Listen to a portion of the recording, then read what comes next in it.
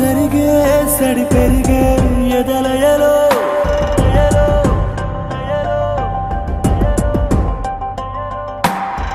కల కాదిది నిజమే అని తెలిసే సమయములో